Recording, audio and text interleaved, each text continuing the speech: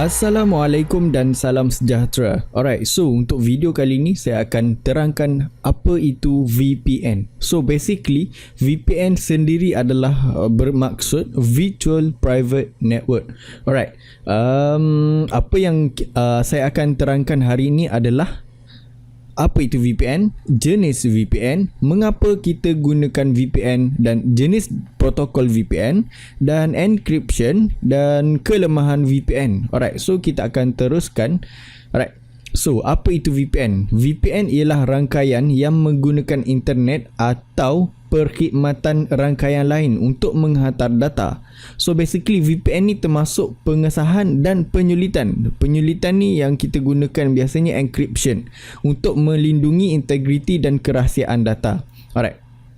So kalau kita tengok sejarah VPN so sejarah VPN kalau kita tengok dulu-dulu kenapa VPN ditubuhkan ialah kerana untuk encryption sebenarnya. So contohnya saya ada satu syarikat. Alright. So contohnya saya ada satu syarikat saya So saya ada satu syarikat dekat sini.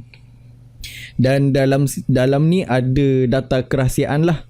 Tapi sepatutnya siapa yang menggunakan internet daripada sini daripada office saja boleh menggunakan data, boleh melihat, boleh menggunakan data tersebut. Alright. So bagaimana orang yang jauh nak gunakan? So saya ada dekat rumah saya. So macam mana saya nak gunakan data yang ada dekat office? Okay, saya tak boleh gunakan secara direct. Jadi macam mana kita nak buat adalah kita gunakan VPN. So kita gunakan VPN dan VPN ni menukarkan kita punya IP address kepada IP address yang allow untuk kita access data daripada office tersebut. Alright. So basically itulah dia punya history kenapa VPN ni wujud. So dulu memang macam ni lah dia punya sebab kenapa VPN ni wujud. Alright. Kita ke next page. Alright, so VPN ni ada 3 jenis Okay, VPN ada 3 jenis, iaitu Remote Access VPN, Site to Site VPN dan Extranet VPN. Alright, so kalau kita tengok dekat sini, Remote Access VPN dia menyediakan akses kepada rangkaian korporat dalam dalaman melalui internet, dan dia mengurangkan kos sokongan jarak jauh, modem dan teknikal. Jadi dia memudahkan dia memudahkan orang lain untuk akses untuk individual sahaja. So seorang saja boleh akses melalui secure VPN connection, dan dia akan masuk kepada network access server, dan barulah dia masuk kepada main office punya data. Alright, and then kita ada site to site office, site to site VPN. So site to site VPN ialah untuk menyambungkan berbilangan device menggunakan internet dan mengurangkan kebergantungan kepada frame relay dan list lines. Jadi site to site ni dia dekat sini dia ada sub office. Bahagian di kawasan saya bagi contoh Okay, ni main dia panggil point A dan point B dekat sini. So dekat point B dia ada client, dia ada Linux client untuk menghubungkan kepada device, kepada apa yang sepatutnya lah. Dan di bahagian A main dia punya headquarters dia akan ada access VPN, Open VPN access server. Ni contoh lah. And then daripada situ dia menyediakan data. So melalui access VPN di setiap point ni ada access VPN, barulah dia boleh menghantar dan menerima data dia. Alright, so itu untuk site to site VPN. Alright, so kemudian yang terakhir ialah extranet VPN. Alright, so yang tadi site to site VPN, yang ni adalah intranet site to site VPN. And then yang kita tengok yang latest ni adalah extranet VPN. So extranet VPN ni menghubungkan HQ corporate, pejabat jauh dan pejabat cawangan melalui infrastruktur bersama menggunakan sambungan khusus. Alright. Okay, kalau kita tengok dekat sini dia akan ada satu main corporate intranet. Okay, so pekerja-pekerja dia akan connect menggunakan VPN, dan department lain pun akan connect menggunakan VPN. Okay, sama juga department lain akan connect menggunakan VPN, kecuali consumer, pengguna akan menggunakan internet biasa untuk akses. dan bila digunakan internet yang internet yang biasa tanpa VPN, dia boleh access file yang sepatutnya dia boleh access lah. Tak semua file dia boleh access. Alright, so itu serba sedikit tentang jenis-jenis VPN. Alright, so next adalah mengapa kita menggunakan VPN. Okay, kita gunakan VPN kerana VPN ni lebih flexibility, lebih berskala, kos yang rendah. Okay, contoh kalau saya nak buat macam tadi, saya ada HQ, dekat user. Okay, contoh saya ada user dekat sini, dia nak gunakan apa yang standard punya, dia kena set up data center juga dekat sini, and then nak synchronize antara dia punya server dekat sini, home server, dengan server dekat HQ ni. So dia nak synchronize pun payah. So menyebabkan kos menjadi tinggi.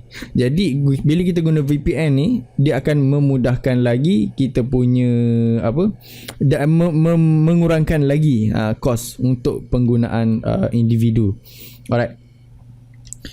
Next kita akan pergi kepada jenis protokol VPN. Alright.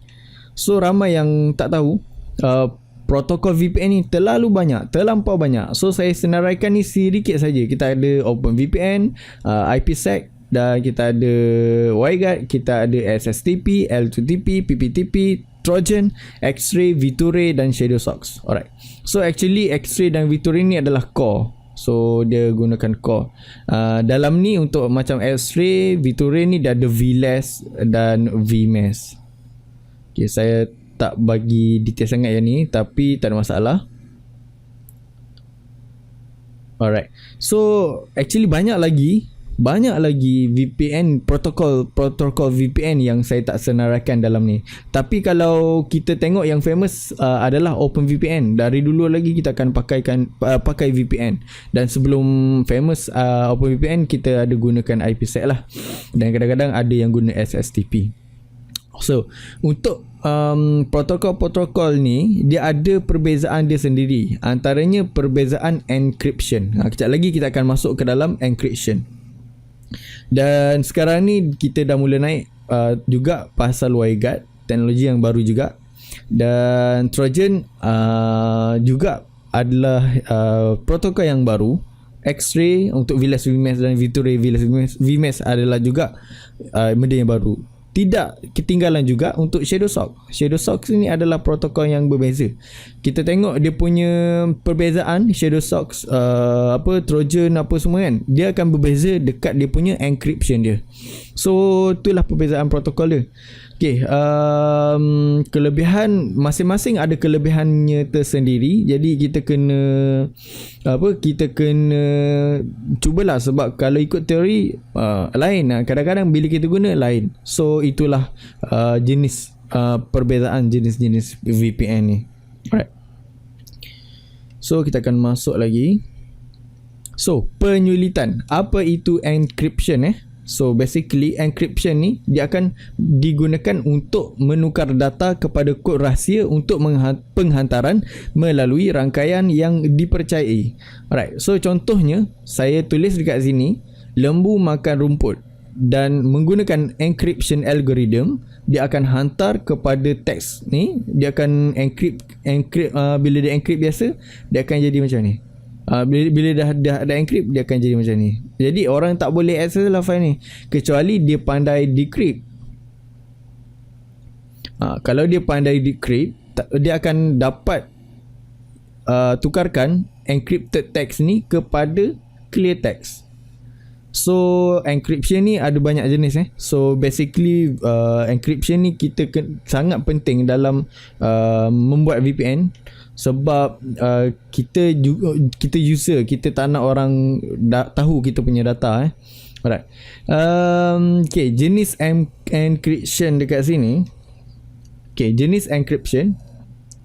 Okay, kalau kita tengok, biasa kita tengok dia ada dua symmetric encryption dan asymmetric encryption. Okay, untuk kedua-dua jenis encryption ni, dua-dua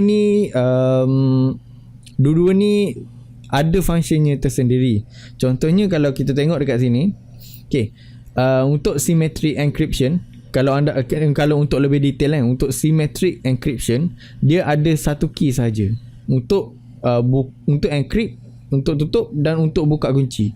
Akan tetapi kalau asymmetric encryption lagi selamat. Okay, di mana kita ada dua kunci kat sini. Bila ada dua kunci, satu untuk encrypt, satu lagi untuk decrypt.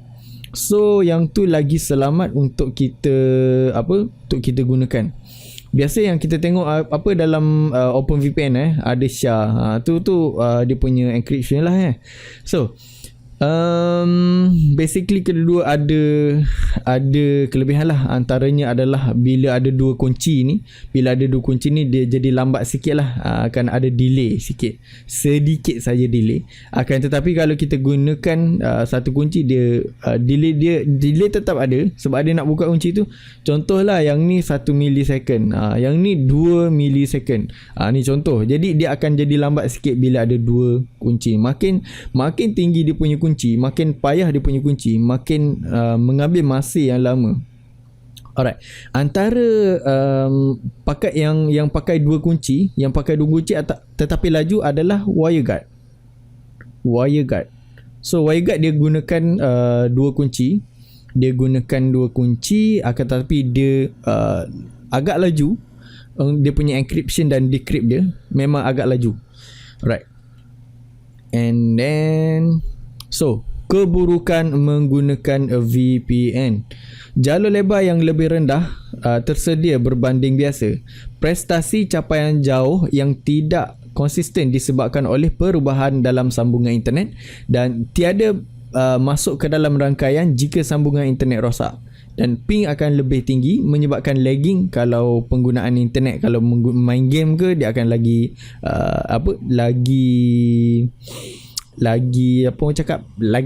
lagging lah, lagi tak best lah kalau orang main game. Alright.